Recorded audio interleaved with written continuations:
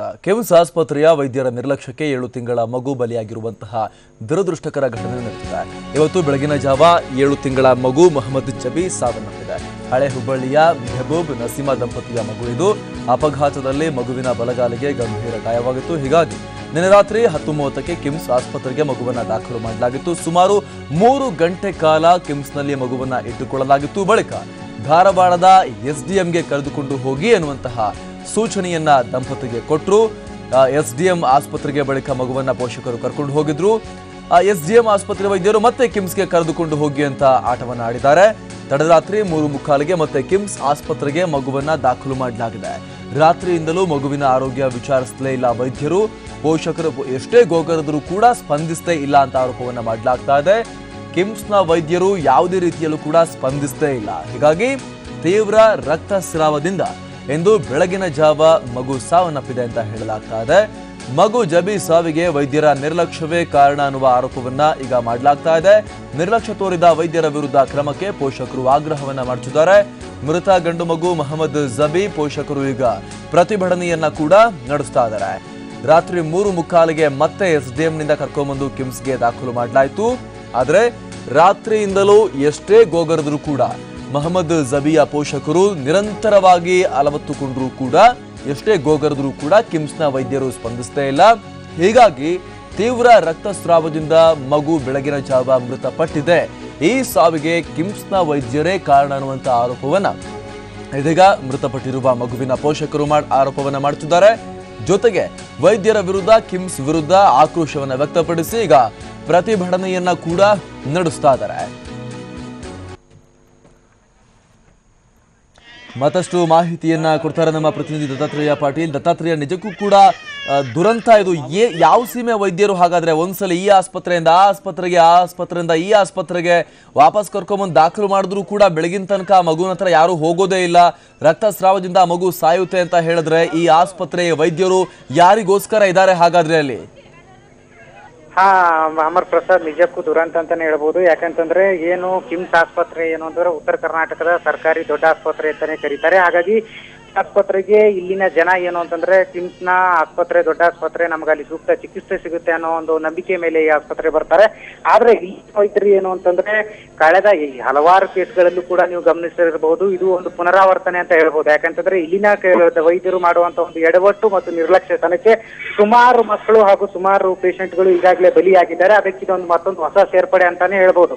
ಹಾಗಾಗಿ ನಿನ್ನೆನೂ ಕೂಡ ಏನು ಮೆಹಬೂಬ್ ಮತ್ತು ನಸೀಮಾ ದಂಪತಿಯ ಏನು 2ನೇ ಮಗು ಗಂಡು ಮಗು ಏನು ಈ ಆಸ್ಪತ್ರೆಗೆ ದಾಖಲಾಗಿತ್ತು. ಆಕ್ಸಿಡೆಂಟ್ ಆದ ಪರಿಣಾಮ ಹಳಿಯಾಳದಲ್ಲಿ ಏನೋ ಪ್ರಾಥಮಿಕ ಚಿಕಿತ್ಸೆಯನ್ನು ಪಡೆದುಕೊಂಡು ಅಲ್ಲಿ ಡಾಕ್ಟರ್ಗಳು ಹುಬ್ಬಳ್ಳಿ ಕಿಮ್ಸ್ ಹೋಗಿ ಅಲ್ಲಿ ಹೆಚ್ಚಿನ ಚಿಕಿತ್ಸೆ ನೀಡಲಾಗುತ್ತೆ ಅಂತ ಹೇಳಿರ್ತಾರೆ.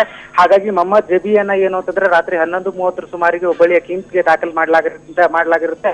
ಆದ್ರೆ ಹುಬ್ಬಳ್ಳಿಯ ಕಿಮ್ಸ್ ನಲ್ಲಿ ಏನು ಅಂತಂದ್ರೆ ಸುಮಾರು 11:30ಯಿಂದ ರಾತ್ರಿ 1 ಗಂಟೆವರೆಗೂ ಕೂಡ ಆಸ್ಪತ್ರೆಯಲ್ಲಿ ಇದ್ರೂ ಕೂಡ ಇಲ್ಲಿ ಯಾವುದೇ ವೈದ್ಯರು, ಹಿರಿಯ ವೈದ್ಯರುಗಳು ಕೂಡ ವಾರ್ಡಿಗೆ ಭೇಟಿ ಕೊಟ್ಟಿಲ್ಲ.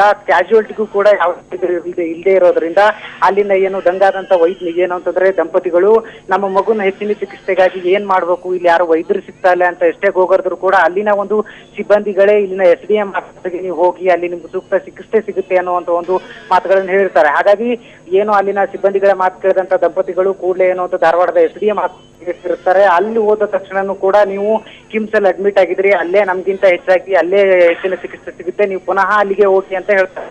ಆ ನಂತರ ಏನು ಅಂತಂದ್ರೆ ಮಧ್ಯರಾತ್ರಿ 1 ಗಂಟೆಗೆ ಮತ್ತೆ ಪುನಃ ಕಿಮ್ಸ್ ಆಸ್ಪತ್ರೆಗೆ ಬರ್ತಾರೆ. ಬಂದು ಬಳಿಕನೂ ಕೂಡ ಯಾವುದೇ ವೈದ್ಯರು ಏನು ಅಂತಂದ್ರೆ ನೈಟ್ ಶಿಫ್ಟ್ ನಲ್ಲಿ ಇರ್ತಕ್ಕಂಥ ವೈದ್ಯರು ಯಾರಿಗೂ ಕೂಡ ಇಲ್ಲಿ ಆಸ್ಪತ್ರೆಯಲ್ಲಿ ಇರೋದಿಲ್ಲ. ಹಾಗಾಗಿ ತೀವ್ರ ಏನು ಅಂತಂದ್ರೆ ಸಂಕಷ್ಟಕ್ಕೀಡಾದಂತ ದಂಪತಿಗಳು ಅಲ್ಲಿದ್ದಂತ ಸಿಬ್ಬಂದಿಗಳು ಮತ್ತು ವಾರ್ಡ್ ಬಾಯ್ಗಳ ಜೊತೆಗೆ ವಾಗ್ವಾದಕ್ಕಿಳಿದಾಗ ಕೇವಲ ಒಂದು ಏನು ಅಂತಂದ್ರೆ ಬ್ಯಾಂಡೇಜ್ ಹಾಕೋದ್ರ ಮುಖಾಂತರ ನೆಪಕ್ಕೆ ಚಿಕಿತ್ಸೆ ಕೊಟ್ಟಿದೀವಿ ಅನ್ನುವಂತ ಒಂದು ಮಾತುಗಳನ್ನು ಹೇಳ್ತಾರೆ.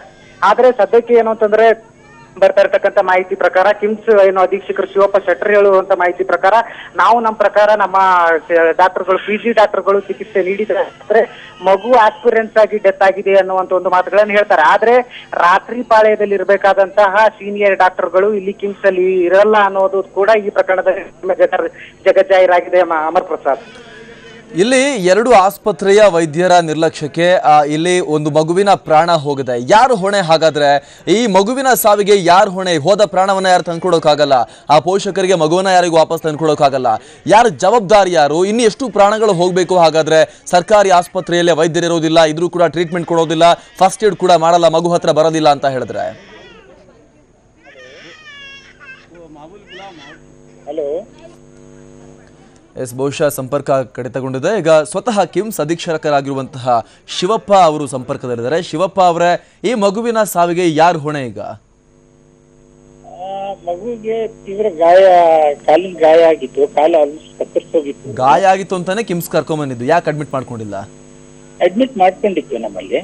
ಇಲ್ಲ, ಅಡ್ಮಿಟ್ ಮಾಡ್ಕೊಂಡಿಲ್ಲ ಅಂತ ಇಲ್ಲ 11 ಗಂಟೆಗೆ ನಾವು ಅಡ್ಮಿಟ್ ಮಾಡ್ಕೊಂಡಿದ್ವಿ. ಸರಿ. ಅವರು ಮಗುವಿನ ಕಡೆಯವರು ಈ ಕಾಲು ಹೇಗಾದ್ರೂ ಮಾಡಿ ಉಳಿಸ್ಲಿಕ್ಕೆ ಆಗುತ್ತೆ ಏನೋ ಅಂತ ಕೇಳಿದ್ರು. ಕಾಲು ಉಳಿಸೋದು ಸ್ವಲ್ಪ ಅಸಂಭವ ಇದೆ, ಅದನ್ನ ಕಾಲು ತಿರ್ಗ ಜೋಡಿಸಿ ಸರಿ ಮಾಡ್ಲಿಕ್ಕೆ ಸಾಧ್ಯವಾಗೋದಿಲ್ಲ ಅಂತ ಹೇಳಿದ್ರು. SDM ಹೋಗಿ ಅಂತ ಕಳಿಸಿದ್ಯಾರು ನಿಮ್ಮ ಆಸ್ಪತ್ರೆಯಿಂದ? ಇಲ್ಲ, ನಮ್ಮ ವೈದ್ಯರು ಆತರ ಹೇಳಿರೋದಿಲ್ಲ. ಇಲ್ಲ, ಅಲ್ಲಿಗೆ ಹೋದ್ರೆ ಏನಾದ್ರು ಸರಿ ಆಗ್ಬೋದಾ ಏನಂತ ಕೇಳಿದಕ್ಕೆ, ಅದು ಅಲ್ಲಿ ಕರ್ಕೊಂಡು ಹೋಗೋದು ನಿಮ್ ರಿಸ್ಕ್ ಮೇಲೆ ನೀವು ಕರ್ಕೊಂಡು ಹೋಗೋದು ಅಂತ ಹೇಳ್ಬಿಟ್ಟು, ಇಲ್ಲ ಅವರಿಗೆ ಪೋಷಕರಿಗೆ ಹೇಳಿದ್ದಾರೆ, ಇಲ್ಲ ಆಗಲ್ಲ SDM ಕರ್ಕೊಂಡು ಹೋಗಿ ಅಂತ ಹೇಳಿದ್ದಾರೆ. SDM ಅಲ್ಲಿ ಬೇಡ, ಇಲ್ಲ ಆಗಲ್ಲ, ನೀವು ವಾಪಸ್ ಕಿಮ್ಸ್ ಕರ್ಕೊಂಡು ಹೋಗಿ ಅಂತ ಹೇಳಿದಕ್ಕೆ ರಾತ್ರಿ 3:45ಗೆ ವಾಪಸ್ ಕರ್ಕೊಂಡ್ ಬಂದಿದ್ದಾರೆ. ರಾತ್ರಿ 3 ಗಂಟೆ 45 ನಿಮಿಷಕ್ಕೆ ನಿಮ್ಮ ಆಸ್ಪತ್ರೆಗೆ ವಾಪಸ್ ಕರ್ಕೊಂಡ್ ಬಂದಿದ್ದಾರೆ. ಬೆಳಗಿನ ತನಕ ಯಾರು ಕೂಡ ಮಗುನ್ ನೋಡಿಲ್ಲ, ಬ್ಲೀಡಿಂಗ್ ಆಗಿ ಮಗು ಸತ್ತೋಗಿದೆ ಅಂತ ಕುಟುಂಬಸ್ಥರು ಈಗ ಅಕ್ಯುಸೇಷನ್ ಮಾಡ್ತಾರೆ, ಆರೋಪವನ್ನ ಮಾಡ್ತಿದ್ದಾರೆ. 2-3 ಸರಿ ನೋಡಿದ್ದಾರೆ, ಎಕ್ಸ್ರೇನು ಮಾಡ್ತಿದ್ದಾರೆ. ಯಾರು ನೋಡಿದ್ದಾರೆ? ಯಾರು ಡಾಕ್ಟರ್ ನೋಡಿದ್ದಾರೆ? ಡಾಕ್ಟರ್ ನೋಡಿದ್ದಾರೆ. ಯಾವ ಡಾಕ್ಟರ್ ನೋಡಿದ್ದಾರೆ? ಅವರು ಡಾಕ್ಟರ್, ನಮ್ಮ ಅವ್ರ ಹೆಸರು ಡಾಕ್ಟರ್ ಸಂಜೀವ್ ಅಂತ ಏನಾದ್ರು ಇದೆ. ಅವರು ನಿಮಗೆ ಗೊತ್ತಿಲ್ಲ ಯಾರು ನೋಡಿದ್ದಾರೆ ಅಂತ? ನಿಮಗೆ ಗೊತ್ತಿಲ್ಲ? ಅಧೀಕ್ಷಕರಿಗೆ ಗೊತ್ತಿಲ್ಲ? ಸಂಜೀವ್ ಅಂತ ಪೋಸ್ಟ್ ಗ್ರಾಜುಯೇಟ್ ನೋಡಿದ್ದಾರೆ. ಅವ್ರೇನು? ಅವರು ಆರ್ಥೋಪೆಡಿಕ್ ಡಿಪಾರ್ಟ್ಮೆಂಟ್ ಅಲ್ಲಿ ಕೆಲಸ ಮಾಡೋರು. ಏನಾಗಿ ಕೆಲಸ ಮಾಡ್ತಿದ್ದಾರೆ ಅವರು? ಅವ್ರು ಪೋಸ್ಟ್ ಗ್ರಾಜುಯೇಟ್ ಸ್ಟೂಡೆಂಟ್ ಇದ್ದಾರೆ. ಸ್ಟೂಡೆಂಟ್. ನೈಟ್ ಶಿಫ್ಟ್ ಡಾಕ್ಟರ್ ಅಲ್ಲಿ ಇರ್ತಾರೆ. ರಾತ್ರಿ ಪಾಳಿ ಡಾಕ್ಟರ್ ಎಲ್ಲಿ ಹೋಗಿದ್ರು? ರಾತ್ರಿ ಪಾಳಿ ಡಾಕ್ಟರ್ ಅವರು ವಿಚಾರ ತಿಳಿಸ್ಬಿಟ್ಟು ಬೇಬಿ ಸ್ಟೇಬಲ್ ಇದೆ ಅಂದ ತಕ್ಷಣ ಅವರು ಅದೇ ಟ್ರೀಟ್ಮೆಂಟ್ ಕಂಟಿನ್ಯೂ ಮಾಡ್ರಿ ಅಂತ ಹೇಳಿ. ರಾತ್ರಿ ಪಾಳಿ ಡಾಕ್ಟರ್ ಎಲ್ಲಿದ್ರು ಮಿಸ್ಟರ್ ಶಿವಪ್ಪ? ರಾತ್ರಿ ಪಾಳಿ ಡಾಕ್ಟರ್ ಅಲ್ಲಿ ಆಸ್ಪತ್ರೆಯಲ್ಲೇ ಇದ್ರು. ಆಸ್ಪತ್ರೆಯಲ್ಲಿ ಇದ್ರೆ ಯಾಕೆ ನೋಡಿಲ್ಲ ಮಗುನ? ಸ್ಟೂಡೆಂಟ್ ಹತ್ರ ನೋಡಿಸ್ತೀರಾ ನೀವು ಪೇಷಂಟ್ಸ್ ನ? ಪೋಸ್ಟ್ ಗ್ರಾಜುಯೇಟ್ ಸ್ಟೂಡೆಂಟ್ ಇರ್ತಾರೆ. ಪೋಸ್ಟ್ ಗ್ರಾಜುಯೇಷನ್ ಯಾಕೆ? ಡಾಕ್ಟರ್ ಸ್ಯಾಲರಿಯನ್ನ ಕೊಡೋದು ಗವರ್ನಮೆಂಟ್. ಡಾಕ್ಟರ್ ನೋಡ್ಬೇಕು. ಯಾಕೆ ನೋಡಿಲ್ಲ? ಇಲ್ಲ, ಅದನ್ನ ವಿಚಾರಿಸ್ತಾ ಇದೀವಿ, ಯಾಕೆ ನೋಡಿಲ್ಲ ಇನ್ನು ನಿಮಗೆ ಗೊತ್ತಾಗಿಲ್ಲ? ಮಗು ಪ್ರಾಣ ಹೋಗಿದೆ? ಇಲ್ಲ, ಪ್ರಾಣ ಹೋಗಿಲ್ಲ. ಮಗುವಿನ ಪ್ರಾಣ ಹೋಗಿದ್ದ ವಿಷಯ ಬಗ್ಗೆ ಎಲ್ಲ ನಮ್ಗೆ ತಿಳಿದಿದೆ. ಮಗುವಿನ ಪ್ರಾಣ ಹೋಗಿರೋ ವಿಚಾರ ಬಗ್ಗೆ ತಿಳಿದಿದೆ. ಈಗ ನೀವು ಮರೆಮಾಚಕ್ ನೋಡ್ತಾ ಇದ್ದೀರಾ, ನಮ್ಮ ಆಸ್ಪತ್ರೆ ಸಿಬ್ಬಂದಿ ನೋಡಿದ್ರು ಅಂತ. ಸರಿಯಾಗಿ ಕೇಳಿದಾಗ ಸ್ಟೂಡೆಂಟ್ ನೋಡಿದ್ರು ಅಂತ ಇದ್ದೀರಾ? ಇಲ್ಲ, ನಾನು ಹೇಳ್ತಾ ಇರೋದು ನಮ್ದು ಪೋಸ್ಟ್ ಗ್ರಾಜುಯೇಟ್ ಸ್ಟೂಡೆಂಟ್ ಅಂದ್ರೆ MBBS ಸ್ಟೂಡೆಂಟ್ ಅಲ್ಲ. ನೋ ಡಾಕ್ಟರ್ ಶಿವಪ್ಪ ಅವರೇ, ಡಾಕ್ಟರ್ ಯಾಕೆ ನೋಡಿಲ್ಲ ಅಂತ ನಾ ಕೇಳ್ತಿರುವಂತದ್ದು. ಡಾಕ್ಟರ್ ಅವ್ರು ಯಾಕೆ ಬಂದ್ ನೋಡಿಲ್ಲ, ನಾವು ಕರೆದು ಅವ್ರಿಗೆ ಅವ್ರ ಮೇಲೆ 100% ಶೋರ್ ಅವ್ರು ಆಸ್ಪತ್ರೆಯಲ್ಲಿ ಇದ್ರು ಅಂತ? ಅವ್ರು ಇಲ್ಲ ಆಸ್ಪತ್ರೆಯಲ್ಲೇ ಇರ್ಬೇಕಂತಾನೆ ನಾವು ಹೇಳಿದ್ದು. ಅಲ್ಲ, 100% ಶೋರಾ ಅವ್ರ ಆಸ್ಪತ್ರೆಯಲ್ಲಿ ಇದ್ರು ಅಂತ? ಟಿವಿ ನಲ್ಲಿ ನೀವು ಹೇಳ್ತಾ ಇದ್ದೀರಾ ಅದನ್ನ? ಯಾವುದು? ಸಂಬಂಧಪಟ್ಟ ಸೀನಿಯರ್ ಡಾಕ್ಟರ್ ಆಸ್ಪತ್ರೆಯಲ್ಲಿ ಇದ್ರು ಅಂತ ನೀವು ಹೇಳ್ತಾ ಇದ್ದೀರಾ? ಸಂಬಂಧಪಟ್ಟ ಡಾಕ್ಟರ್ ಆಸ್ಪತ್ರೆಯಲ್ಲೇ ಇರ್ಬೇಕು ಅಂತ ನಾವು ರೂಲ್ಸ್ ಮಾಡಿ ಅವ್ರಿಗೆ. ರೂಲ್ಸ್ ಮಾಡೋದು ಬೇರೆ, ಸೆಕೆಂಡ್ರಿ ಒಂದ್ ನಿಮಿಷ. ಆಸ್ಪತ್ರೆಯಲ್ಲಿ ಇದ್ರಾ ಇಲ್ವಾ ಅವರು ಆ ಟೈಮಲ್ಲಿ? ಅದ್ರ ಬಗ್ಗೆ ನನಗೆ ಖಂಡಿತವಾಗಿ ಗೊತ್ತಿಲ್ಲ. ಮತ್ ಏನ್ ಮಾಡ್ತಿದ್ದೀರಾ ಶಿವಪ್ಪ ಅವರ ನೀವು ಅಧೀಕ್ಷಕರಾಗಿ ಕಿಮ್ಸ್ ಆಸ್ಪತ್ರೆಯಲ್ಲಿ? ಅವ್ರ ಮೇಲೆ ಕರೆದ್ಬಿಟ್ಟು ಕ್ರಮ ತಗೊಂತೀವಿ. ಕ್ರಮ ತಗೊಳ್ಳೋದು ನೆಕ್ಸ್ಟ್. ಮಗುವಿನ ಪ್ರಾಣವನ್ನ ಯಾರು ತಂದು ಕೊಡ್ತಾರೆ ಈಗ? ಯಾರ ರೆಸ್ಪಾನ್ಸಿಬಿಲಿಟಿ? ಸರ್ಕಾರ ಆಸ್ಪತ್ರೆಯನ್ನ ಕಟ್ಟಿ ನಿಮ್ಮನ್ನೆಲ್ಲ ಅಧೀಕ್ಷಕರನ್ನಾಗಿ ಮಾಡಿ ವೈದ್ಯರನ್ನ ಇಟ್ಟಿದ್ದು ಯಾರ ಪ್ರಾಣ ಉಳಿಸೋಕೋಸ್ಕರ? ನಿಮ್ಮ ಮಗುವಿಗೆ ಆದ್ರೆ ನೀವು ಈ ರೀತಿ ಸುಮ್ಮನಿರ್ತೀರಾ? ಮತ್ ಯಾಕೆ ಉಳಿಸಿಲ್ಲ? ಮಗುವಿನ ಪ್ರಾಣದ ಜವಾಬ್ದಾರಿ ಯಾರೀಗ? ಮಗುವಿನ ಪ್ರಾಣವನ್ನು ಯಾರು ತಂದು ಕೊಡ್ತಾರೆ ಹಾಗಾದ್ರೆ ಈಗ? ಇಲ್ಲ, ನಿಜ ಅದಾಗಿದ್ದು ಬಹಳ ದುರದೃಷ್ಟಕರ. ಅದೇನಿದೆ ಅಲ್ಲ ಅದನ್ನ.